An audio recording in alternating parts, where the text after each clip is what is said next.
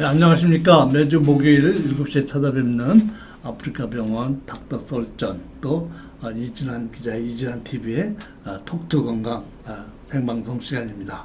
네, 안녕하세요. 저는, 진행을 맡은 신경외과 전문의 이현입니다. 네, 동아일보 이진환입니다. 네, 반갑습니다. 오늘도 이렇게 네. 저번 주에 우리가 결방해가지고요. 예, 스튜디오를 좀 좋게 네. 꾸며보려고 좀 여러분 좀 많이 바뀐 거 좀 보이시나요? 화질이 좀 되게 좋아졌습니까? 네, 얼굴도 다들 더 커지셨고요.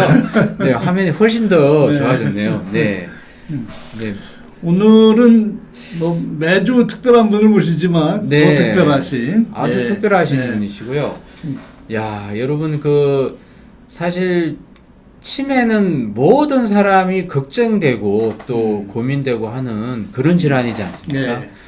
근데 그걸 미리 예방하고 조기에 발견하고 이런 것 때문에 얼마나 좋겠습니까? 국가적으로 굉장히 중요한 일을 하시는 네네 우리가 책 사업 단장님을 모셨죠 저희가. 네네네. 예. 와. 네, 안녕하세요. 안녕하세요. 이건우입니다. 야. 간단히 소개를 드리면 이건우 교수님은 고려대학교 유전공학과를 나오셔가지고 서울대학교 분자생물학으로 석사 박사를 하시고 미국 피츠버그 대학에서 연수를 하셨습니다. 양리학으로. 경력은 너무 화려한데 현재 직함만 한 8개 많이 뺀 것 같은데 한 8개 숨차니까 중요한 것만 소개를 드리면 광주 치매 코호트 연구단 단장이시죠. 그 다음에 치매학회 학술이사시고 광주 AI 클러스터 사업, 인공지능 클러스터 사업의 헬스케어 분과 위원장님이십니다.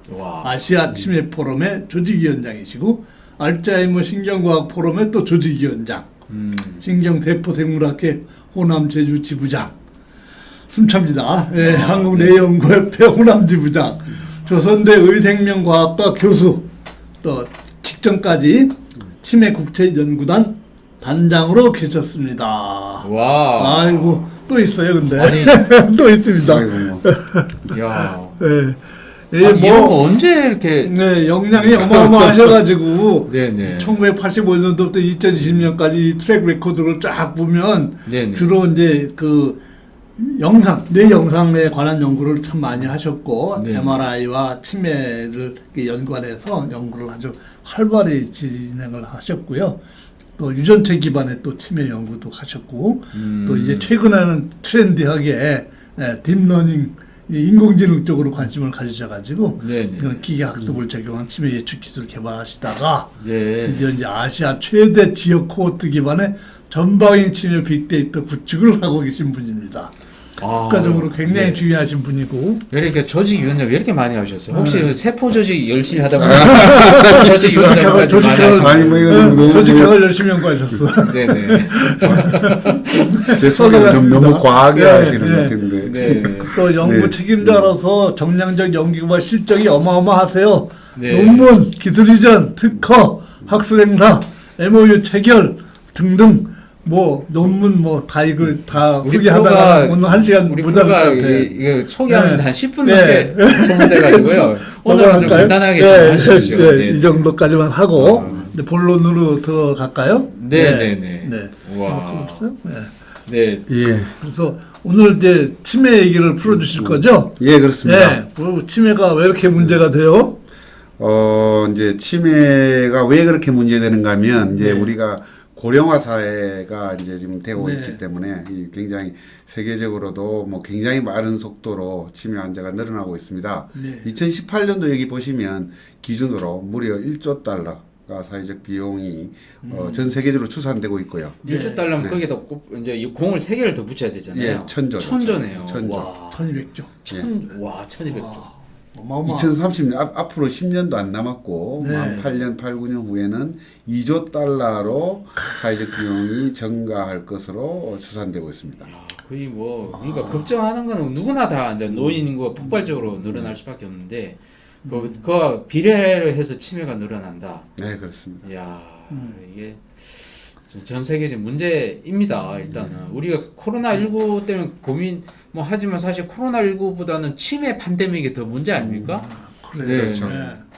1억 5천만 명. 예, 1억 5천만 명. 2018년도 보고긴 한데 실제 저 숫자는 2015년도 숫자고요. 지금은 2억 명이 넘을 거라고 추산하고 있습니다. 그러니까 뭐 어마어마한 숫자. 우리나라는 앞으로 이제 2030년이 되면 네네. 이제 우리가 100만 명을 돌파할 겁니다. 그 사이에 이제 네네. 앞으로 한 2, 3년 후가 되면 100만 명을 돌파한다고 우리 보시면 커뮤니티 안에 치매 와. 환자가 100만 명이 산다고요? 지금 현재 한 86만 명 뭐 그 정도 된다고 보시면 됩니다. 누구나 다 걱정할 만하군요. 네. 걱정이 예. 될 수고 최근에 나빌레나라는 그 뮤지컬이나 그 드라마를 보시지 않았습니까? 나빌레나의 내용이 뭐냐면 치매 노인분이 늦지막히 발레를 배우는 그런 장면인데 아, 정말 열심히 배웠는데 나중에 다 까먹었어요. 발레를. 그런데 몸이 기억을 해가지고 어쨌든 그걸 보여주는 모습, 안타까운 모습이었는데 그걸 보면서 아 치매가 이렇게 이렇게 변하는구나. 사람의 마음을 완전히 바꾸고 성격을 바꾸고 하는 그런 거였는데 와 이게 남얘기처럼 느껴지지 않았던 그런 장면들이 많았거든요. 그래서 네. 치매 원인이 AD라고 해놓으셨는데 예, 여기 이제 좀 네. 저 파일이 좀 ADHD? 아니요. 알츠하이머 알츠하이머 디지즈, 알츠하이머 병을 네. 줄여서 AD라고 표현하고요. 네네네. 실제로 이제 우리가 가장 일반인들이 이제 이 혼돈하는 것 중에 하나는 치매는 병명이 아닙니다. 그냥 중증 인지 장애를 표현하는 어떤 임상 증후군에 대한 표현이고요. 네네. 실제 이런 치매를 유발하는 병은 여러 가지가 있고 그 중에서 가장 대표적인 병이 바로 이 알츠하이머 병이고요. 전체 62%. 네. 를 전 세계적인 통계에서는 그렇게 나오고요. 네. 우리나라에서는 70% 이상입니다. 70% 이상이 예. 알츠하이머다. 예. 네. 그러니까 알츠하이머 병 때문에 치매 치매가? 증세가 나타나는 거죠. 그러니까 뭐 우리가 이런 그 파킨슨 병 때문에도 나타날 수가 있고 전전적 치매라는 것도 있고 이런 혈관성 치매 그런 게 이제 비교적 많은 지금 17%로 표시되어 있는 게 바로 혈관성 치매입니다. 혈관성 치매가 굉장히 많이 차지하는 편이고 나머지는 좀 비교적 이제 적은데 가장 많이 차지하고 있는 우리 치매 증세를 유발하는 질병이 바로 알츠하이머 병이고. 파킨슨 치매도 한 2%는 되네요. 예. 그런데 루이 소체도 사실은 파킨슨하고 같은 원인이 그렇죠. 같기 때문에 네. 그거 합치면 한 6% 이상 되는 6%. 예. 우리 이영 교수님 파킨슨 하시는데 생각보다 치매가 파킨슨 치매 일으키는 것도 제법 많습니다. 제법 많습니까? 예. 오, 네. 그래서 다들 걱정하죠. 환자들은 내가 나중에 치매가 오면 네. 걱정을 많이 하세요. 예. 네. 다음 주안으로 네. 다음 주안 넘어갈까요? 예. 맞아요. 그러면 예. 그래서 여기서 보시면 제일 이제 우리가 또 이 염두해둬야 될 게 네네. 전체 우리 전 세계 치매 환자 중에 네. 50% 이상이 아시아에서 발생하고 있고요. 아시아에 있어요? 예. 오, 왜 그래요? 왜 그래요? 도대체? 평균 수명이 높아서 그래요. 일단은 인구가 제일 많은데 네네. 예전에는 이제 주로 이제 이 고령화 사회가 유럽이나 뭐 이 북미에서 주로 진행됐는데 이제 일본을 제외하고는 대부분 다 이제 선진국들이 주로 이제 평균 수명이 기니까 알츠하이머 환자가 많았었는데 이제 최근에는 한국이 급속도로 이제 전 세계에서 가장 빠르게 고령화가 진행되고 있고 우리하고 한 10년 차의 텀을 두고 중국이 따라오고 있습니다. 중국은 뭐 전 세계에서 가장 많은 인구를 갖고 있는 나라니까 네네. 뭐 지금 현재도 뭐 지금 경도인지 장애 환자들만 뭐 5천만 명 이상에서 1억 명 사이라고 추정하고 있으니까 앞으로 뭐 어마어마한 환자들이 중국에서 나올 거라고 보는 거죠. 경도인지 장애. 요거는 치매 전 단계라고 보통 부르지 않습니까? 그렇죠. 그러니까 네네. 이제 증세로 나타내면 네네. 정상 인지 기능에 문제가 없는 정상인 있고 네네. 가벼운 인지 장애가 있다는 의미에서 경도 인지 장애라고 표현하는 거고 중증 인지 장애를 줄여서 치매로 표현한다 이렇게 이해하시면 될 것 같습니다. 네. 그럼 그 2억 명 중에 절반은 중국 환자겠네요. 네, 그렇죠. 앞으로 한중일이 그만큼 많은 치매 환자가 발생하는 거고, 네. 그건 또 뒤집어서 보면 그만큼 큰 시장이 여기 있다는 걸 수도 있고, 네. 사회적 비용이 그만큼 발생을 하니까 우리가 이걸 조금 줄임으로 해서 네. 국가 사회 경제적 네. 비용을 상당히 경감하고 또 이제 이 노인들의 삶의 질을 향상시키고 이런 높이는 데 중요한 부분이기 때문에 우리가 이 치매를 극복하는 것은 이 사회적 이슈라고 봅니다. 예. 사회적 버든을 좀 줄여주는 거네요. 예. 예. 그래서 지금 이거는 우리나라 지금 노인 변화 추세인데요. 예, 올해 2020년도 작년도에 우리나라 65세 이상 인구가 840만 정도 됐습니다. 앞으로 이제 2030년이 되면 1,400만 가까이 되고요. 거의 유병률은 10% 가까이 된다고 보시면 됩니다. 와, 그러니까 10%. 10%. 네, 그러면 금방 답이 나오는 거죠. 네. 그러니까 800만에 1,200만 10% 조금 넘어가나요? 그러니까 이제 지금 거의 뭐 이제 10% 1,130만 앞으로 10년이 되기 전에 130만이 이제 되는 거고 또 2050년대는 300만이 되니까 노인 인구가 3천만.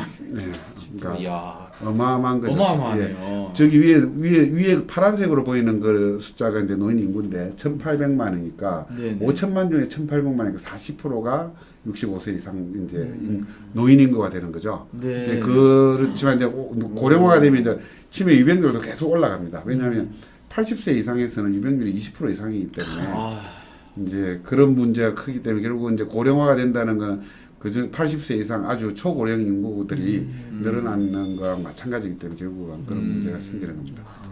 옆에서 보시면 사회적 경제적 비용도 상당히 많이 발생을 하고 있고 지금 현재 한 20조 원을 넘었을 거라고 생각합니다. 그래서 앞으로 2030년이 되면 34조 원에 해당하고 국민의 GNP 대비 1.8% 정도 수준까지 정말 엄청나네요. 보시면 되겠다. 엄청난 사회적 비용이 앞으로 예고되어 있네요. 그래서 뭐 비용도 비용이지만 또 국민들의 삶의 질에 지대한 영향을 미치기 때문에 치매를 우리가 관리하고 예방하는 것은 굉장히 중요한 사회적 문제라고 말씀드릴 수 있습니다. 소위 말하는 비지블 코스트만 따졌을 때 저런 거 아니에요? 인비지블 코스트는 뭐 어떻게 계산이 불가능할 정도로 많겠네요. 그렇죠. 그래서 또한 우리 국민들 치매는 우리 국민들이 이 가장 시급히 극복돼야 될 질병 우선순위 1위, 그다음에 의료비 지출 부담 1위, 환자 가족 고통 부담 1위. 거기 뭐 가장 안 좋은 데서 다 1위를 하고 선발하기네. 트리플 크라운.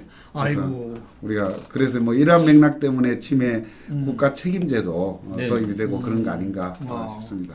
뭐 아주 국책 사업이 될 수밖에 없네요. 그렇습니다. 국가가 책임지겠다는 거 아니에요?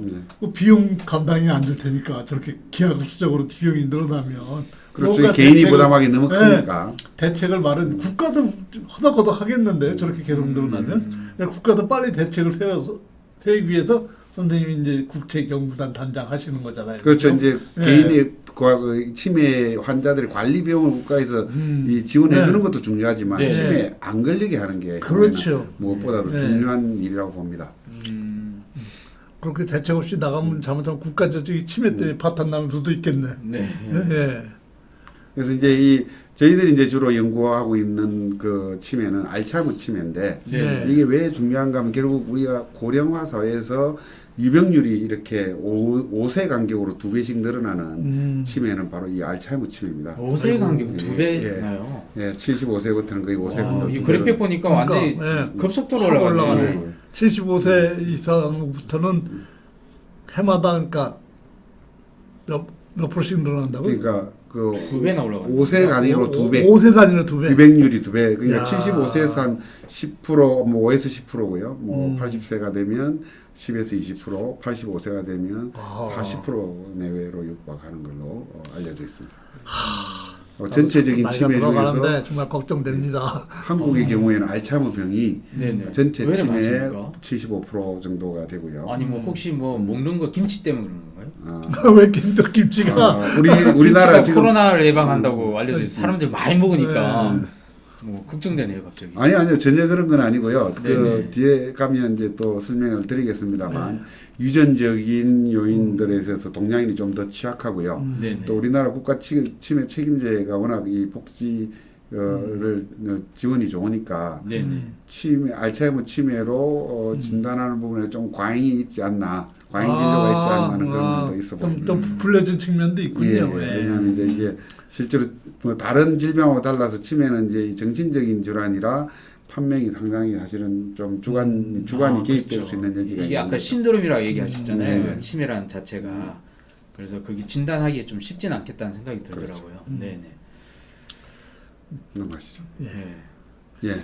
그래서 이제 이 알츠하이머병의 치매를 좀 더 알츠하이머병을 좀 더 설명을 하면 결국 이게 74% 우리나라 치매 환자의 그렇습니다. 74% 예. 알츠하이머. 전체적으로 이 치매 알츠하이머병이 치매 증세를 보이는 데는 15년에서 20년 가까이의 진행 무증상과 경도인지 장애 과정을 거쳐서 네네. 중증인지 장애 단계인 치매의 증세를 보이게 되는 겁니다. 네. 그래서 사실은 치매가 이렇게 치매 증세가 보일 정도가 되면 이런 신경세포들, 뇌세포의 손실이 워낙 많기 때문에 네네. 실질적으로 이렇게 어떤 약물로 치료해서 정상으로 이 되돌린다는 것은 사실상 좀 어렵고요. 지금 현재. 그래서 저기다 각계표를 그렇죠. X표를 예. 해놓으셨군요. 그래서 네네. 진행되는 네. 걸 막는 게 얘기가 안 돼. 예방하는 게 무엇보다 중요하다. 지금 표시가 뭐 그래픽이 또 밑에 타우, 아밀로이드 이런 게 이게 다 그건가요? 치매와 관련된 예. 있는 물질인가요? 예, 그렇죠. 병이 바이오마크라고 하는데요. 그러니까 네네.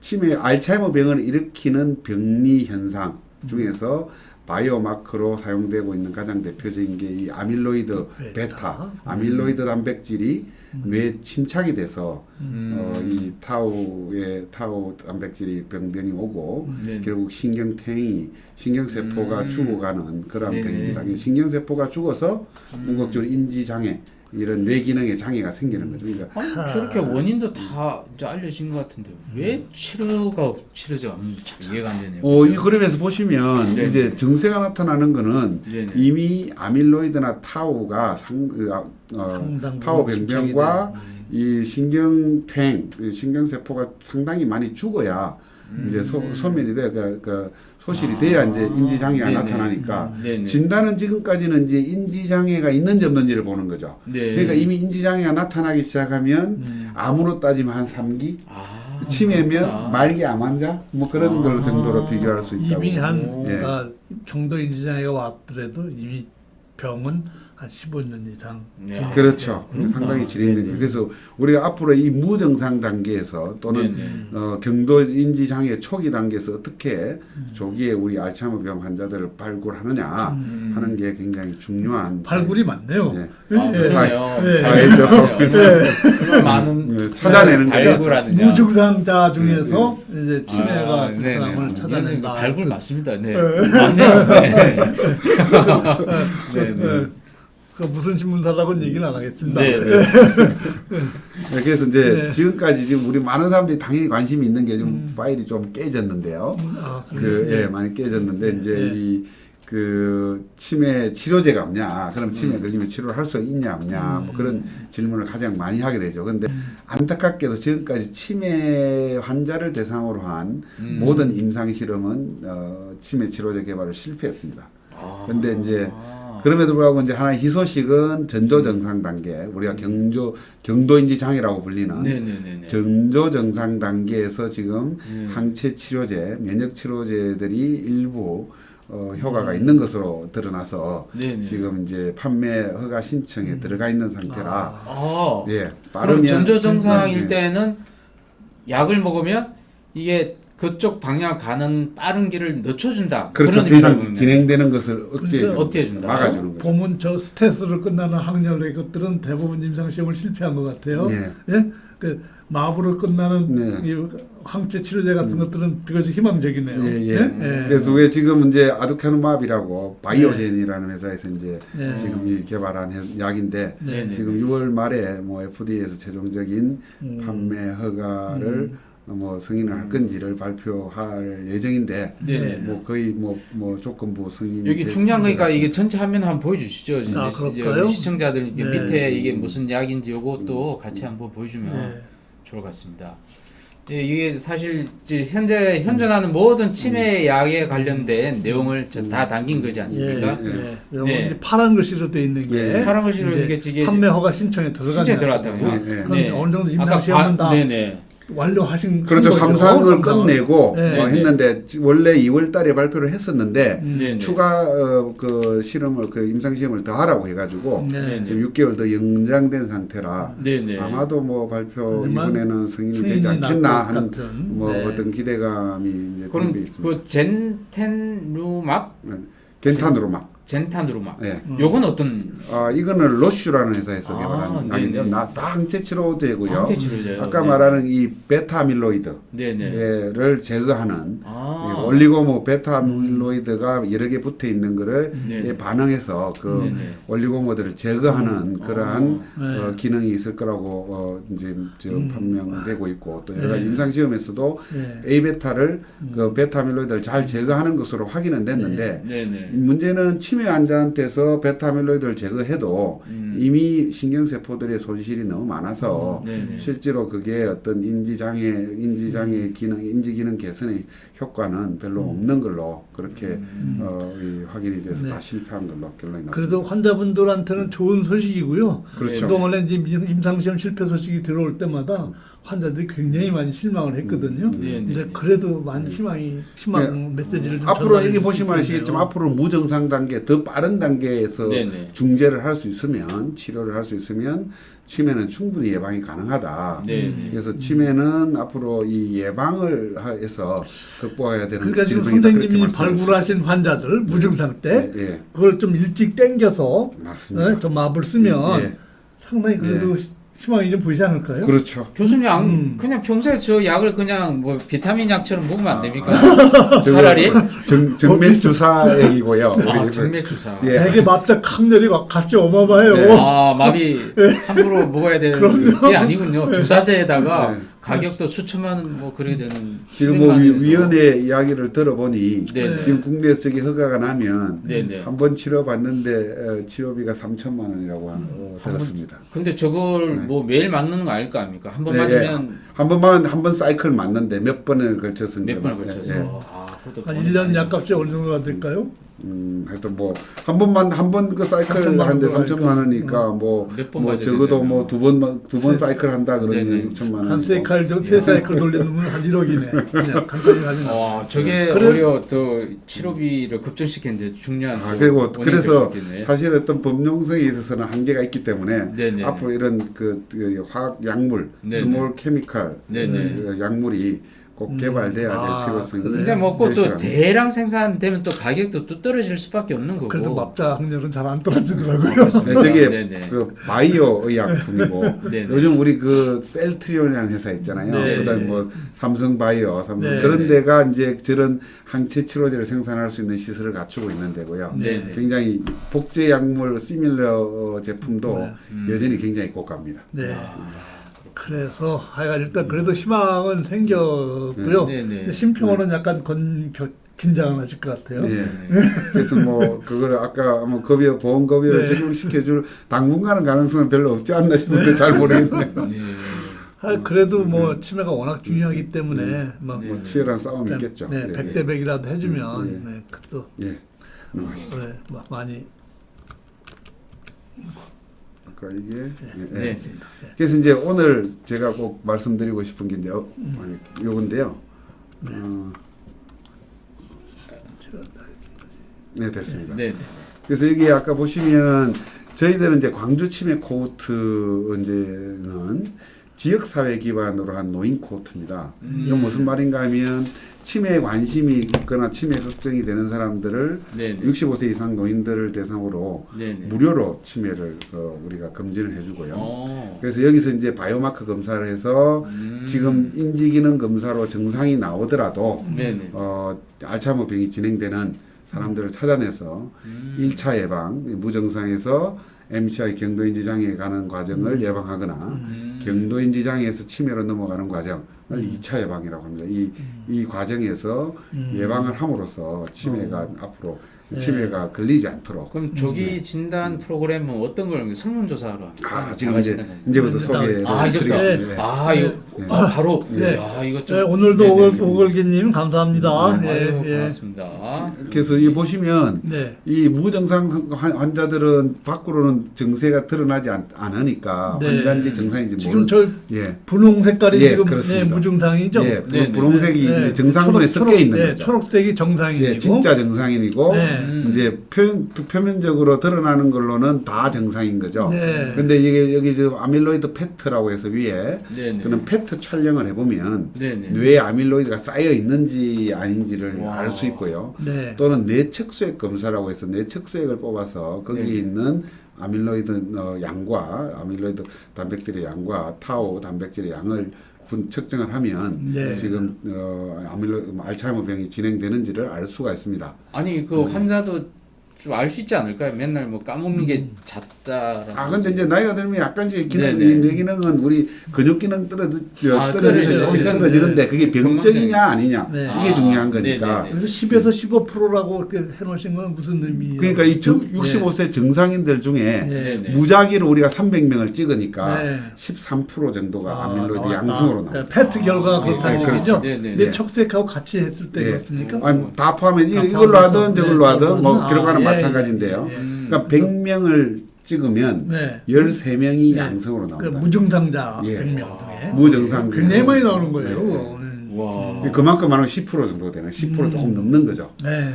무증상 코로나19를 네, 그거하고 똑같은 거죠. 찾으셨네요. 그렇죠. 근데 문제는 뭔가 하면 저게 그 아밀로이드 페트 촬영이나 이런 게 네네. 가격이 너무 비싸요. 그다음에 또 아. 그 동위원소를 쓰기 때문에 하루에 네. 많이 찍을 수도 없어요. 검사할 네. 수 있는 네. 그 사람 숫자도 굉장히 제한적이고 네네. 또 뇌측수액은 이 어르신들은 척수 협착이 있어서 네. 이 척수액 검사하기가 쉽지가 네. 않습니다. 아, 전문가가 아니면 할 수가 없는 검사고요. 네네네. 그래서 이게 둘 다 이제 고비용이고 접근성도 어렵고 나쁘고 해서 네. 네네. 실제로 일반인들이 대규모 검사하기 어려워요. 네. 그래서 저희들이 이제 이런 거를 간단하게 네. 검사를 해서 정확도는 비록 좀 떨어지지만 네. 알츠하이머 병일 가능성이 있다, 진행될 가능성이 있으니 좀 더 정밀 검사를 해볼 필요성이 있다는 것을 확인할 수 있는 그런 대규모 검사가 가능한 간단하게요? 예, 범용성이 있는 네네. 그런 기술을 개발하는 게 저희 연구단의 목표입니다. 근데 개발 가능성이 지금 가까이 갔나요? 아니면 이미 개발하셨는데 안 밝히신 건가요? 아니 초기 버전은 지금 개발이 됐고요. 됐고요. 그래서 오늘 다 소개해드리도록 아! 아하. 정말 지금 대박입니다. 네. 네. 유전 변이 검사나 네. 이지 네네. 검사는 이제 옛날부터 해오시던 연구잖아요. 예, 그죠? 그리고 또 그럼 최근에는 또 이런 네. 간단한 이런 그 라이프 로그 데이터, 하루의 일상 생활을 하는 데이터를 분석해서도 예측하는 기술을 개발하고 있습니다. 그럼 저기 50% 이상 무증상 AD 선별 능력이 있다. 예. 그런 것은 저 유전자 변이 검사하고 뇌파 검사도 그렇습니다. 그렇다는 예, 얘기죠. 저 검사를 해서 네, 위험번호가 네. 나오는 사람들을 대상으로 아밀로이드 페트 촬영을 하면 50% 이상이 양성으로 나온다는 거죠. 아. 그냥 무작위로 하면 10에서 15% 나오는 게 네네. 유전체 검사나 유전 변이 검사나 뇌파 검사를 해서 위험군으로 판명이 되는 사람들을 대상으로 아밀로이드 페트 촬영을 하면 50% 이상이 양성으로 나온다. 나는 그 자가 진단 뭐 설문조사 뭐를 해가지고 뭘 스크린은 한 줄 알았는데 그게 아니군요. 그렇죠. 되게 왜냐하면 정밀하게 하는 검사군요. 이런 걸 이제 바이오마크 검사라 그러는데 네네. 우리가 이제 인지 장애가 없으니까 인지 검사로 해서는 정상으로밖에 안 나오는 거죠. 그렇지만 바이오마크 검사를 했을 때는 네. 위험할 수 있다는 것이 이제 저게 나오는 거죠. 혈액 검사죠? 아니, 피검사로. 예전에 피 검사를 했는데요. 네네. 지금은 구강의 버칼이라고 해서 오. 구강 상피 검사만으로 그래요? 가능합니다. 그래요? 예. 그렇게 한다니까? 그리고 그래서 면봉 가지고 한다는 말씀이 예, 그 예, 말씀이시군요. 그렇습니다. 구강상피를 예, 가지고. 예, 네. 다음 슬라이드를 보시면 네네. 그래서 저희들은 이제 이 연간 2,500명 이상의 지역 어르신 65세 이상 지역민들을 대상으로 무료 치매 검진을 하고요. 네. 여기 보면 밑에 보면 이제 지금 뇌파 촬영하고 있는 거 보이고요. 네. 이런 검사를 통해서 유전자 검사도 무료로 해주세요. 예, 다 모든 검사를 무료입니다. 저 광주 이사 갈래요. 아니, 오십시오. 경기도 광주 아니죠? 아닙니다. 전라도 광주. 전라도 광주죠, 네, 여러분. 그렇습니다. 아니 여기 전라도 뭐야. 광주에서 오신 겁니다. 뭐 미국에서는 백신도 미국에 방문해도 그냥 놔준다면서요 공짜로. 네. 그럼 광주 방문만 해도 공짜로 검사해. 아니 당연하죠. 예. 65세 이상 노인들은 다. 네. 아니 광주 지금 방문하면 광주 돼요. 시장님한테 허락 받고 지금 말씀하시는 겁니까? 아니요, 우리는 이거 국비로 하는 거기 때문에. 아, 네네. 시장님 허락 안 받아도 됩니다. 광주로 사람들 몰려가는 수 있어요.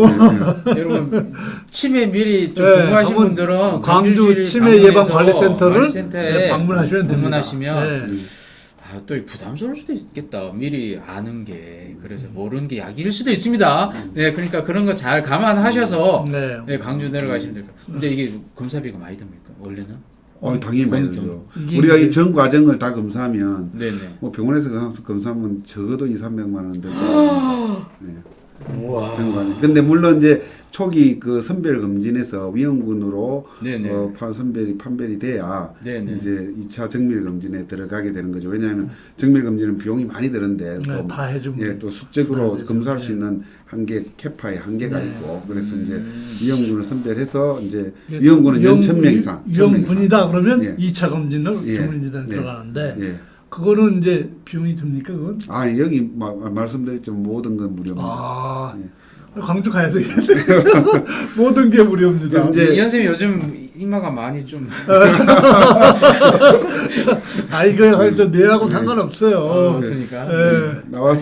나왔으니까 제가 광주 좀 자랑을 좀 더 하면요. 네. 지금 여기 화면에 보이는 데가 이 삐꼬 노인 건강타운이라고요. 아. 이게 그 동아시아에서 동양에서 제일 큰 노인 복지 시설입니다. 이 뒤쪽이 이거 보면 보이는 사진이 골프장이에요. 전체가 다. 뒤에가 골프장이고요. 오, 네, 네, 예, 네. 노인들을 위한 골프장, 각종 어떤 편의 시설, 뭐 운동, 교육 그런 아니. 게 다 돼 있는데 거기 안에 이제 우리 그 광주시 치매 예방 관리센터가 있고요. 우와. 예, 거기서 이제 하루에 여기 5,000명 이상의 지역 어르신들이 그냥 이렇게 이렇게 그럼 놀러 오십니다. 교수님 만나러 저 가면 지금 자리에 계신 거죠? 아니요, 저는 저 연구소에 있죠. 연구소에 네, 여기는 있습니까? 이제 주로 이제 여기 인지 신경심리 검사하는 사람들과 네네. 임상 의사- 이제 의사들이 신경과 의사가 어, 있습니다. 그렇죠. 네. 아니 근데 다른 지역에서 항의하겠는데요.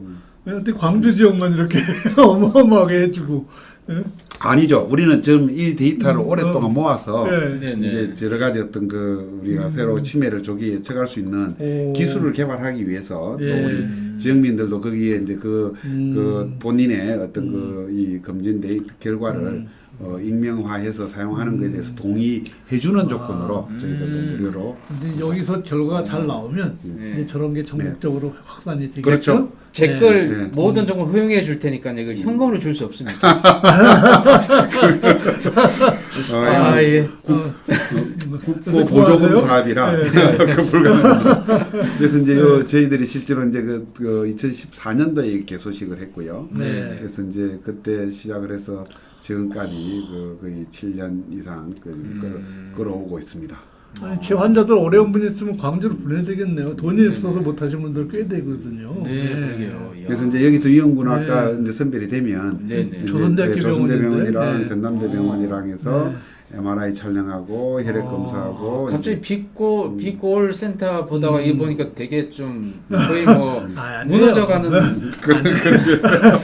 뭐 가보면 또 그렇지도 않습니다. 아, 저희 네네. 저희들이 이제 지금 데이터를 모으고 있는 것은 네네. 이제 우리 참가자들의 MRI 데이터, 아밀로이드 펫 데이터, 그다음에 네네. 각종 데모그래피 정보, 네네. 뭐 이제 그 생활 정보, 생활 가족 관계, 뭐 유전체, 임상 진단 정보, 신경 심리 검사 결과 이런 것들을 데이터베이스화해서 네. 어떤 사람들이 어떻게 진행되는지를 네네네. 추적 관리하고 있습니다. 야, 이건우 교수님은 그런데 거의 무료. 뭐 네. 무료뿐만 아니라 지금 이런 치매 관련 데이터를 다 지금 가지고 계신 거예요. 이 멀티모달 데이터거든요. 네. 굉장히 네네. 소중한 자료죠. 오, 이거. 정말. 네. 아까 그분들의 이 혈액 샘플과 네네. 수액 샘플도 매년 검사를 추적 검사할 경우에 이제 전 과정이 진행이 돼서 네네. 치매가 발병했을 경우에 그분의 5년 전, 10년 전의 혈액 상태를 알 수가 있습니다. 치매 조기 검진을 진정으로 하기 위해서는 네네. 치매 환자의 5년 전, 10년 전 혈액 샘플이 있어야 네네. 혈액 검사를 통해서 예측을 할 수 있는 거지. 네네. 지금은 치매 환자하고 정상인들 비교해서 차이 나는 걸 가지고 조기 그렇죠, 검진을 그렇죠. 하겠다고 예, 하는 거예요. 그러면 근데 실제로 그게 치매 증세가 오기 전에 5년 전, 10년 전에도 차이가 나느냐 하는 거는 아무도 모르는 거죠. 그렇죠. 예. 진짜 그래서 코어터 이제, 사업이네. 예, 예. 그래서 이제 장기 추적을 이게 이제 해서 그 연구실 선생님 연구실 안에 예, 있는 이건 그 시설이죠. 저희들 연구단 내에 질소 어떤, 탱크. 예, 예. 이런 게 저희들이 3개 정도가 있고요. 그러니까 저희들이 현재 보유하고 있는 샘플이 10만 개 이상 샘플을 보유하고 있습니다. 와, 앞으로 10만 개나요? 네. 더 늘리셔야 되겠네. 네. 근데. 계속 늘려나가고 네, 지금 이게 네. 지금까지의 구축된 현황입니다. 보시면 네, 네. 16,000명을 지금 2014년도부터 네네. 16,000명이 참여를 했고요. 그 중에 네. 이제 10,000명이 그 정밀 신경심리 검사를 했고 MRI나 이제 혈액 검사를 한 사람이 8,000명. 오. 그다음에 아밀로이드 펫 찍은 사람이 지금 2,200명. 내적 수액 검사한 사람이 60% 600명 정도 됩니다.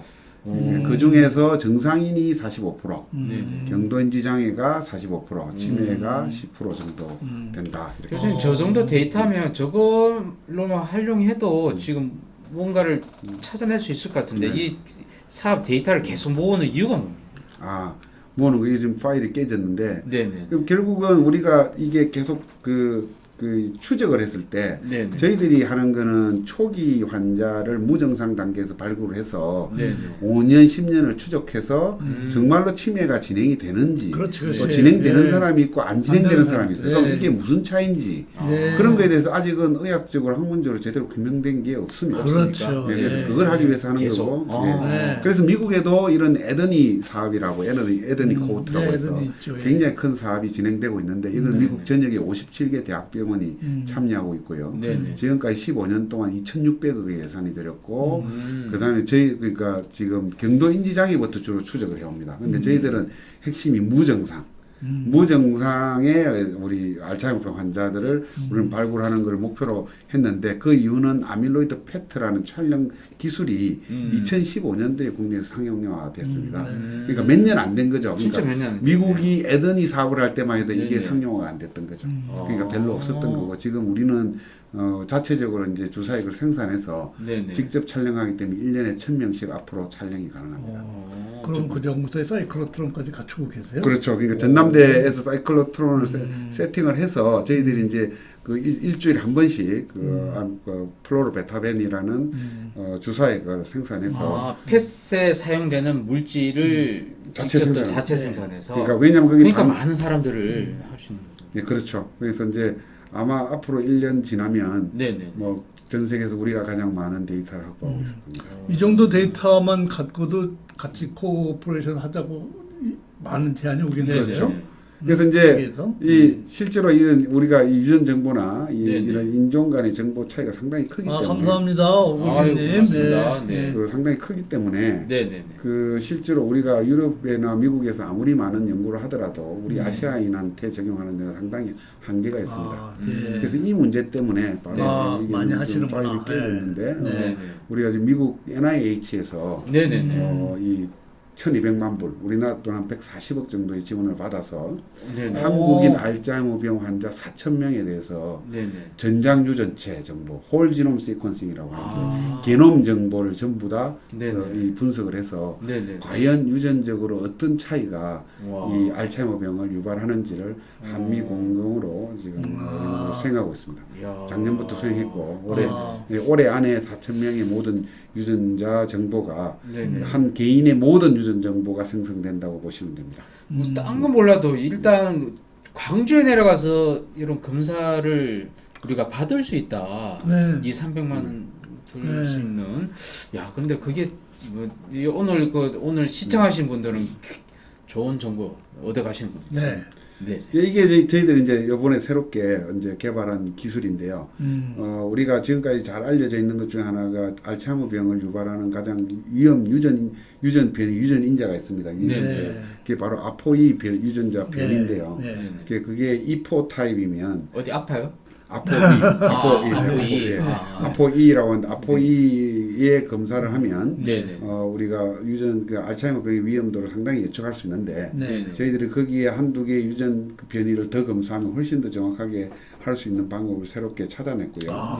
네, 그거를 이제 전 세계 특허를 내고 지금 아포이 플러스 검사라고 해서 저희들이 지금 우리 그 참여 우리 참가자들한테 무료로 지금 해주고 그럼 그 있습니다. 단일 유전자 변이로 새로운 걸 찾으신 예, 겁니까? 하나 더 찾은 거. 이미 지금 아쉬운 거는 이제 미국은 이런 유전자 검사를 네네. 이 FDA에서 승인을 해서 네네. D2C 서비스, 다시 말해서 소비자가 직접 자기가 친 타액을 보내주면 검사해주는 서비스가 지금 실행이 상용화됐다고요? 예, 이미 상용화됐고요. 야. 2017년도부터 서비스가 시작했고요. 아니 우리도 상용화 시킬 수 있는데 그죠? 예. 근데 아직 우리나라에서는 의료법이 이거를 이 D2C 서비스를 하는 거를 지금 막고 있기 때문에 아니 지금 정부가 지금 하시는 일인데 또 정부가 맡고 있다 그러면 정부가 맡는 게 이거는 이제 의료법이 맡고 있는 아, 의료법이 맡고 정부가 맡고 있는 건 아닙니다. 아, 네네. 정부가 맡고 있는 그러니까, 헷갈릴 뻔했습니다. 예, 예, 네네. 네, 하여간 어. 법 때문에 정부가 맡고 있는 거죠. 예, 예. 근데 법을 또 개정하면 되는 문제인데. 법은 또 국회의원이 네. 또 바꿔야 되는 거군요. 네. 미국에서는 이게 이미 수백만 명이 했고 아니 이건 근데 좋은 기술을 지금 개발했는데 이게 상용화 시킬 수가 없다. 이게 근데 참 이게 여러 스테이크홀더들이 문제네요. 있어서 이게 간단한 문제는 아니에요. 네, 네. 복잡한 이해관계가 예, 있으니까 예. 이 속에 네. 예, 오늘 이 자리에서 다 말씀드릴 수는 예, 없지만 예, 좀 어떻게 피해가죠. 예, 예, 예, 이런 그렇죠. 문제는. 그렇죠.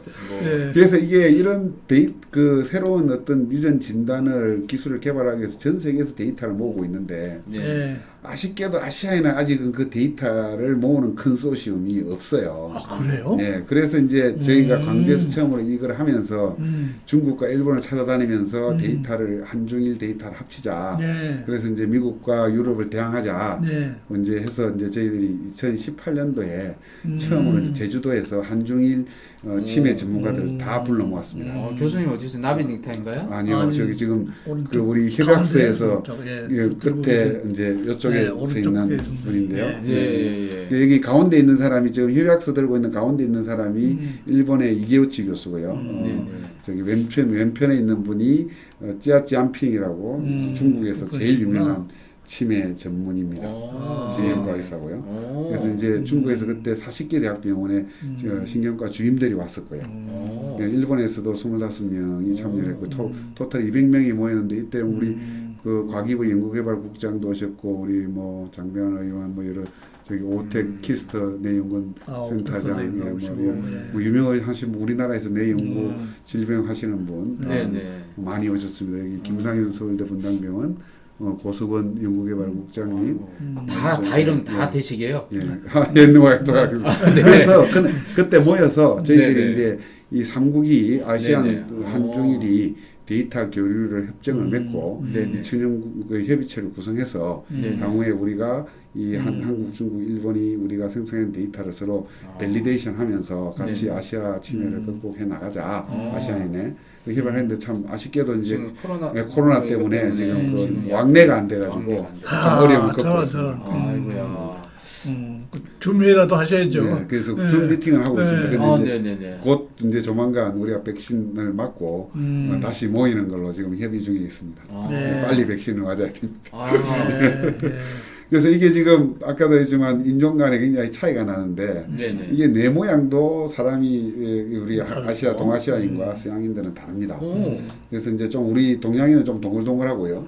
서양인들은 좀 이렇게 럭비공 비슷하게 생겨서 우리 이 동글동글한 분도 계시지 않습니까? 네. 머리 쉐입이 달라요. 네, 좀 네. 서양인하고. 예, 앞에서 보면 얼굴이 자체가. 서양 사람은 조그맣게 보이고 네. 네, 네. 우리는 좀 얼굴이 커 보이는 게 우리는 기본적으로 원형에 가깝고 아. 저기는 럭비공처럼 생겼으니까 앞에서 보면 그래도 이게 이제 요즘 젊은이들은 점점 이렇게 예, 맞아요. 서양인처럼 돼가요. 그렇구나. 이상하게 그렇게 예, 네, 저희는 다 너무대대 했는데. 혹시 그런 모양이 치매랑 관련이 있다는 얘기신가요? 아마 그런 그런 건 건 아닙니다. 아니죠. 예, 근데 예, 이제 우리가 예. 치매를 예측하려면 정확하게 이 뇌 모양의 템플릿, 그 표준 뇌가 필요하기 때문에 네네. 저희들이 이제 그런 차이가 있기 때문에 우리 한국이 표준 뇌를 만드는 일을 제일 먼저 했고요. 네네. 하면서 서양인들하고 동양인을 비교해 보면 밑에 보시다시피 이 한국인이 서양인들에 비해서 뇌가 훨씬 더 두껍습니다. 제 말은 무슨 말인가 하면 한국 사람들이 네. 지적으로 진화되어 있을 가능성이 높다는 것을 암시합니다. 오. 이게 에더니 데이터, 우리나라 오. 데이터를 저희들 그 정상인 데이터, 1,500명 데이터를 비교합니다. 네네.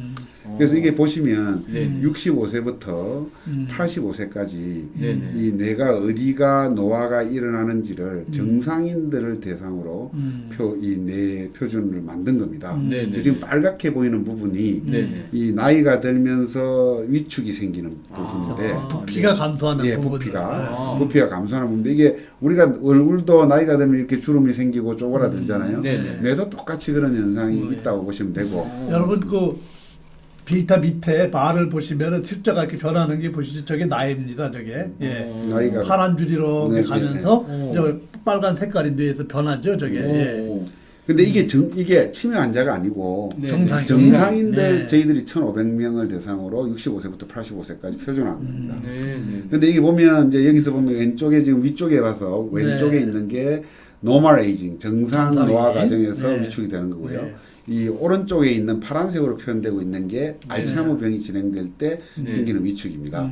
그래서 보면 상당 부분은 겹치고 어떤 부분은 겹치지 않아요. 그러니까 이런 것들을 주어진 나이, 그러니까 그 검사한 피검사자의 연령에 대해서 그 보정을 해주지 않으면 그냥 그 이제 뇌가 위축된 정도만으로 검사를 하면 그게 치매인지 정상 노화인지 알츠하이머병인지 구분하기가 굉장히 어렵다는 말씀. 보면 이제 파라미터를 CN이라고 쓰는데 이제 컴플리트 노멀 완전 예, 정상이고 MCI는 이제 경도인 지장이고 예. AD는 알츠하이머병. 예. 그런데 거의 비슷하네요. 예. 나이 숫자 변수만 바뀌었지. 예, 예. 예? 똑같이 예, 그리고 진행될 때 이제 하는데 어떤 도망증이 없으시네요. 저거 다 하시네요. 아니 신경외과 전문의십니다. 저보다 죄송합니다. 네. 이 뇌가 머릿속에 사람 얼굴처럼 그림이 그려지시는 근데 분인데. 아무튼 나이 드신 분이 네. 이제 정상이나 이제 알츠하이머나 이게 위축되는 부위로 봤을 때는 거의 좀 비슷하네요. 거의 비슷하다. 예, 예. 네. 이게 비슷한 부분도 있고 아닌 부분도 아닌 있는 거죠. 부분도 그걸 있고. 잘 찾아내서 예, 예. 구분해야 된다. 아, 네. 그렇죠. 예, 그래서 우리가 이거를 이제 MRI 사진을 넣어서 네. 우리가 사진을 찍어서 이 소프트웨어에 업로드를 하면 MRI 데이터를 업로드를 하면 모든 걸 분석해서 이 사람이 그 나이에 비해서 얼마나 어떤 부위가 얼마나 위축돼 있는지를 와, 저걸 다 분석해요. 정량 정보로 다 제공하고요. 오, 네네. 이 인공지능이 세그멘테이션을 다 하셨네. 이 소프트웨어 네. 개발하는 데도 네. 상당한 오랜 시간이 걸렸습니다. 저것도- 80개 ROI를 나눠서 그 ROI 달리해서 예. 그 소프트웨어를 개발하셨군요. 예, 그래서 SPM 같은 거 쓰는 게 아니라. 예, 그러니까 T1 이미지를 올리면 네. 해부학 영상을 올리면 지금 처음에는 4시간 걸렸는데 지금 2시간으로 줄였습니다. 앞으로는 이제 1시간 이내로 이 분석 결과를 줄이는 근데 속도를 좀 더 모든 걸 자동화하고 속도를 이제 더 빠르게 하는데 지금 보도하는 일을 하고 있습니다. 패트도 개발하셨나요? 아니요, 패턴 아닙니다. 패트는 하지 않고. 예. 예. 그래서 이제 이런 걸 가지고 우리가 여러 가지 관련된 ROI를 가지고 네. 이제 예측을 하면 치매 환자의 경우에는 90% 이상 예측을 할 수 있습니다. 그러니까 진단 예측이 가능한데 문제는 앞서 말씀드린 것처럼 치매 환자를 알츠하이머병 치매라는 걸 진단을 해봐야 네. 실제로 해줄 수 있는 게 없습니다. 네. 그러니까 뭐 그냥 이제 인지 장애를 약간 경감시킬 수 있는 정세 완화할 수 있는 어떤 그 치료제 뭐 이런 도네페진이나 이런 그 정세를 좀 완화시켜 줄 수 있는 약물은 처방할 수 있는데 치료할 수는 없거든요, 사실은. 그래서 이제 좀 더 이런 시간 조기 진단이 가능해야만 치매 극복이 가능하다. 네. 그래서 저희들은 이제 조기 진단을 이제 하는 걸 주로 그거 했는데 이게 지금 최근에 이제 수면 패턴하고 이 치매 연관성이 굉장히 많은 언론 보도가 있었는데 여기 네네. 저는 여기 조금 동화는 없네요. 여기 모르겠습니다. 예, 조선일보도 그 여러 가지 하나 이제 네, 네. 동영상 한번 예, 볼까요? 뭐 이게 클릭해서 인터넷이 되면 한번 네. 봐도 좋을 것 같습니다. 제가 확인을 안 해봤는데. 아까 그 클릭이 네. 보이는데 예, 거기 있습니다. 예. 이게 되나요? 안 안 되는군요. 되는데. 아쉽네요. 근데 아쉽네. 요거는 되는 것 같습니다. 됩니다. 되네요. 네. 중년 이후에 잠꼬대가 목소리가 심하거나 나오네. 심지어 밑에 수면 중 보면 발길질까지 하는 사람들은 렘 수면 행동 장애라는 걸 의심해 봐야 합니다. 그래서 꿈을 직접 렘수면 행동으로 행동장애 옮기는 이렇게 증상인데요. 해서 이런 치매나 기능이 파킨슨스병의 항문적으로 전조일 수 있다고 밝혀지기 합니다. 시작했고. 이충환 네. 근데 이제 의학적 램수면이라는 게 이제 이게 우리가 뇌파를 측정해가지고 분석을 하는 건데 잠을 자다가 이렇게 갑자기 램수면이 발길질을 합니다. 보이고 하는 아이고야. 다른 사람을 때리듯 치매가 손을 움직이고 걸릴 수 있는 팔을 그런 휘두르다가 거를 잠에서 깹니다. 이거를 우리가 잠꼬대 같은 평범한 잠버릇보다 정도가 훨씬 심한 램수면 행동장애입니다. 꿈을 꾸며 잠을 자는 램수면 때 그러니까 잠의 운명을 어떤 실제 이상을 행동으로 옮기는 보고 것입니다. 그 조기에 이 20대 여성은 이 때문에 다치기까지 했습니다. 보호자들 배우자가 멍청하나요? 아 진짜. 본인은 모르죠. 이렇게 하고 자는 게 너무 힘들더라고요. 꿈을 꿀 때 뇌는 활성화되지만 이런 게 지금 팔다리 아까 근육은 다 일시적으로 뇌에다가 마비돼 지금 뇌파 몸은 채널을 움직이지 다 않습니다. 붙이고 네. 우리 몸을 지금 보호하기 실험 위해서입니다. 상황을 하는데 이게 굉장히 하지만 실제로 램수면 그런 행동장애가 상황을 있으면 그 가정에서 꿈을 꿀 때 적용하기 근육이 어렵잖아요. 마비되지 않아 그래서 팔다리를 그다음 움직입니다. 슬라이드를 한번 꿈 꿀 때 근육을 마비시키는 뇌 부위가 작동하지 않는 겁니다. 이제 램수면 행동장애는 개발된 게 제가 지금 갖고 있는 지금 제가 끼고 있는데 이 바로 반지입니다. 반지. 야. 반지의 제왕이시네. 반지를 끼고 교수님 반지를 몇 번째 손가락에 지금 끼신 건가요? 이게 세 번째인데요. 이게 세 번째 손가락에. 가운데 끼는 이유는 이제 체온도 측정을 하기 때문에 네네. 가능하면 안쪽에 있는 그 손가락에 끼므로 해서 바깥쪽의 외부 공기의 온도나 이런 데 영향을 덜 받게 하기 위한 거고요. 그러니까 그래서 꼭 결혼 반지도 같이 혹시 오해할까 맞습니다. 지금 저 반지가 네. 지금 수면 체크도 하고 뭐 온갖 다 검사하는 그런 건가요? 그렇죠. 수면을 체크하는 게 굉장히 중요하고 밑에 보면 슬립 클래스, 슬립 타입 이런 게 다 분석이 됩니다. 그래서 제가 이게 어제 밤에 제가 이제 사실 수면 상태를 찍은 거를 제가 이 반지로 측정한 거를 네. 이렇게 이제 제가 이렇게 카피를 해서 가져왔는데요. 네. 보면 맨 위에 있는 게 램슬립. 네. 램슬립이 20%가 넘어야 되고요. 보통 네. 건강한 수면은 네. 딥슬립도 한 20% 넘으면 좋습니다. 합쳐서 40% 이상 되면 네. 비교적 괜찮은 수면 질이라고 보면 됩니다. 한데 네. 이제 이 밑에 보면 이제 파란색, 밝은색으로 보이는 게 램 수면이고요. 짙은 파란색으로 보이는 부분이 딥슬립입니다. 근데 이제 램 슬립이 5번 이상의 사이클을 돌게 되는데 일반적으로는 이제 이게 이제 이 알츠하이머 병에 이제 시작이 되면 네네. 저는 램 수면 패턴이 굉장히 이렇게 적어지고 네네. 불규칙적인 패턴을 보입니다. 그래서 네. 이제 그런 교수님 거를 정상 맞죠? 지금 예, 뭐 저는 4개밖에 없는데 지금 아니죠. 5개 이상이라고 하는데. 하나, 둘, 셋, 넷, 5개, 6개잖아요. 아, 위에 파랗게 올라온 게 하얗게 보이면 그때 잠깐 깼다는 이야기예요. 아, 네네, 잠깐 알겠습니다. 깼다는 거고 하나, 둘, 셋, 넷, 5, 6번 하고 깼잖아요. 여섯 번 깼네요. 그러니까 앞쪽은 수면을 시작했을 때 앞쪽은 네. 주로 딥슬립이 생기고요. 네, 이제 네, 네. 낄 때가 이제 아침에 일어날 때가 다 돼가면 네. 램슬립이 이 교수님 거 맞으신 거죠? 네, 지금? 네. 레이턴시하고 타이밍도 같이 한번 설명을 해주시죠. 예, 그러니까 레이턴시는 이제 이게 수면 누워서 몇 분 만에 잠들었냐.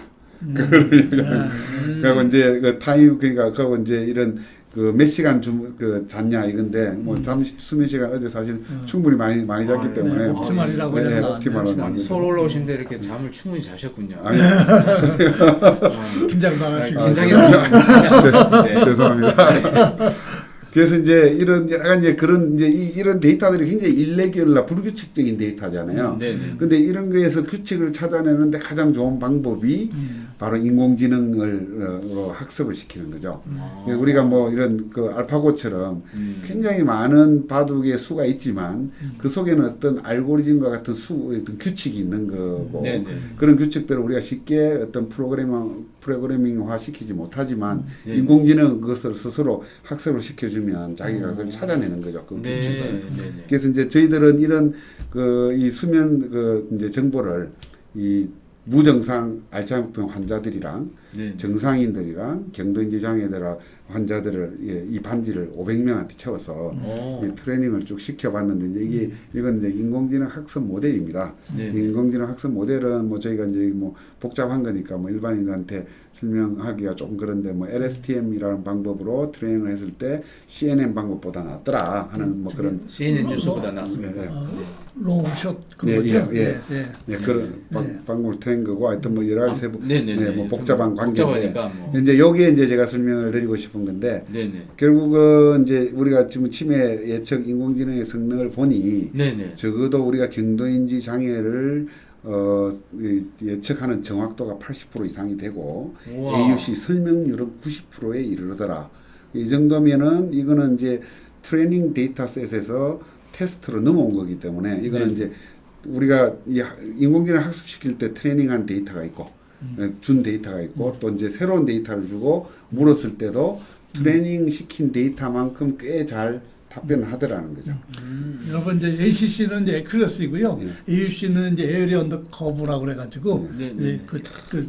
뭐야 품질이 좋은 겁니다. 저게. 네. 설명률이라고 네. 설명률이라고. 그러니까 저 수치면 믿을만한 수치다. 아 그럼요. 그죠? 네. AUC 90이면 뭐 굉장히 네. 많아요. 네. 내가 예측한 게 이 정도 정확성이 있다는 거니까. 네. 예. 근데 이제 저희들의 이제 목표는 지금 이거는 주로 이제 MCI 단계 정도인지 장애 단계에 있는 예. 환자들을 대상으로 한 건데 저희들 이제 무증상 단계에 대해서 지금 계속 트레이닝을 시키고 있고 정상은 없지만 알츠하이머 초기 단계 뭐 굳이 암으로 비유한다면 암 1, 2기 정도에 있는 네. 아주 정세가 없는 단계에 있는 환자들을 빨리 찾아내야만 예방도 훨씬 더 효과적으로 할 수 있다.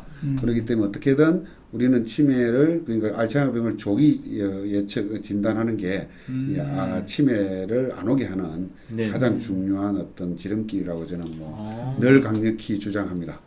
그래서 꼭 우리는 치매를 조기에 예측하고 알츠하이머 병을 조기 진단해서 네, 네. 치매를 예방해야 되고 네, 또 네. 예방에 대한 다양한 기술들이 지금 개발되고 있습니다. 네. 그래서 이제 그런 부분들은 향후에 또 좀 더 기회가 되면 제가 말씀을 드리고자 하고요. 교수님, 예. 치매 예방은 좀 뭐라도 좀 얘기해 주십시오. 치매 예방할 수 있는 좋은 치매 방법. 광주 가야죠. 강주, 그건 조기 발굴이고요. 치매 예방은 일단은 규칙적인 운동만 해도 충분히 2, 3년 정도 이상의 치매 예방 발병이 효과가 지연이 된다는 것은 많은 연구 결과를 통해서 됐고요. 네. 규칙적인 운동을 하면 BDNF라는 뇌의 어떤 그 신경세포를 활성화시키는 네. 그런 어떤 그 그럼 생장 규칙적인 숨쉬기도 됩니까? 아니, 그건 안 되죠. 그러니까 네. 기본적으로 이제 유산소 운동, 유산소 운동, 다 무산소 해야죠. 운동 다 해야 예. 되는군요. 예, 그렇고 두 번째로는 이제 이런 음식, 그러니까 예, 술, 담배 자제해야 되고 이제 지중해식 뭐 다이어트라고 하는데요. 뭐 네네. 이런 견과류, 네. 올리브유, 네네. 뭐 채소, 네네. 이런 들깨. 야채, 들깨. 예, 그런 식의 그 이제 식사를 위주로 네. 하게 되면 네네. 훨씬 더 치매의 뭐 발병을 억제할 수 있다. 네. 하는 그러면 결과가 이제 지금, 두 가지 말씀하셨어요. 예, 그다음에 운동, 식생활. 예, 네. 세 번째는 이제 이런 그 인지 그 재활 훈련. 그래서 요즘은 그 디지털 치료제라 해서 네. 뭐 게임 비슷한 것들이 네, 있어요. 맞습니다. 네, 그래서 네. 뭐 어떤 머리를 쓰게 하는 뭐 예전에는 또 고스톱 치면 이제 뭐 좋아진다, 그들지. 예방된다. 아날로그 치료제죠. 네, 뭐 약간의 뭐 그 비슷한 거죠. 결국은. 예. 그래서 자꾸 머리를 쓰는 게 안전보다 예. 중요하고 사실은 그 뭐 고스톱 치는 것보다 더 중요한 거는 이런 사회 활동, 대인 관계를 하는 게 되게 중요합니다. 예, 결국은 네네. 이게 왜냐하면 이렇게 사람을 만나고 대화하다 보면 여러 가지 단어도 떠올리게 되고 상대방이 하는 말에 대해서 이해하려고 하고 판단하고 상대방의 기분도 판단하고 뭐 여러 가지 뇌 고등 인지 기능이 네네. 상당히 이제 활성화되는 그런 이제 느낌. 고수들이 거의 그런 기능 많이 갖고 있어요. 네. 그런 것 중에. 아니 그 사람을 눈치를 와야 돼. 사람을 많이 만나려고 네, 하다 사람 보니 만나고. 술 담배를 많이 네. 또 하게 아, 또 그게 문제네요. 술 담배 안 하고 고수 치면 되죠. 뭐. 네. 그리고 또 그런- 간직 기능 또 그러니까, 있습니까? 네. 그러니까 이제 아까 말한 인지 세 가지 훈련이 네. 기본입니다. 네. 그러니까 음식, 운동, 네. 그다음에 인지 기능을 활성화시키는 아, 디지털 뭐 치료제. 독서하거나 네. 디지털 네. 치료제를 네. 쓰거나 사회 활동을 네. 많이 하는 이런 것들이 네. 다 치매 예방이 되는데 네네. 노인이 되면 생각보다 이런 사회적 관계가 굉장히 빠르게 단절이 되기 때문에 그렇죠. 네. 그럴 기회가 굉장히 우리는 지금 그런 걸 별로 심각하지 않지만 노인들은 실제로는 상당히 그 사회적 관계가 빠르게 단절되는 경향이 있어서 네. 그런 문제들을 우리가 어떻게 사회적으로 해결하는지 그게 되게 중요한 문제예요. 문제죠. 네. 그래서 좀 더 어떤 그 이런 그 서로 모여서 생활할 수 있는 그런 어떤 집단 생활을 한다거나 그래서 사람들과의 어떤 관계를 이 원활하게 하고 활발한 교류를 하는 게 네. 굉장히 중요한 그런 요인이 되겠습니다. 알겠습니다. 그 위에도 이제 우리가 또 뭐 몇 가지 네네. 이제 또 이런 그 개발되고 있는 기술들이 많은데 그것도 뭐 소개를 조금 드릴까요? 네네. 한 플러스해서 예, 예. 조기 선별 검사. 예, 그렇죠. 네. 그러니까 이제 일단은 조기에 이제 예측 진단이 검사. 되면 네네. 우리가 실제로 그 뭐 이렇게 담배 같은 경우에도 잘 평소에 잘 못 끊잖아요. 근데 뭐 폐 검사를 했는데 뭐 폐암 초기다 이러면 100% 끊습니다. 예, 그 말은 무슨 말인가 하면 아까 우리 이진환 기자님이 네네. 말씀하신 것처럼 뭐 이게 뭐 미리 알면 뭐 어떡하냐 네네. 하지만 미리 알면 예방할 수 있습니다. 그러니까 지금 치매 증세가 없어도 앞으로 내가 치매 고위험군이라는 걸 알게 되면 훨씬 더 조심하게 되고 또 규칙적인 운동도 하게 되고 미리 스스로 예방을 하기 때문에 네네. 훨씬 더 미리 아는 사람들이 발명이 의사들이 새겨 들으셔야 될 말이에요. 이게 네, 의사 선생님들. 왜냐하면 네. 대개 저렇게 검사를 해서 치매 위험성이 있다고 알려주니까 환자들이 급격히 우울증에 빠지는 사람들이 꽤 있어요. 네네. 예, 그래서 예측을 하는 게 굉장히 중요하고 네네. 꼭 온다는 건 아니고 네. 이렇게 하면 올 가능성을 현저히 낮출 수 있으니까 반드시 검사를 해봐라 이렇게 설명을 하시면 그렇습니다. 되는데 예.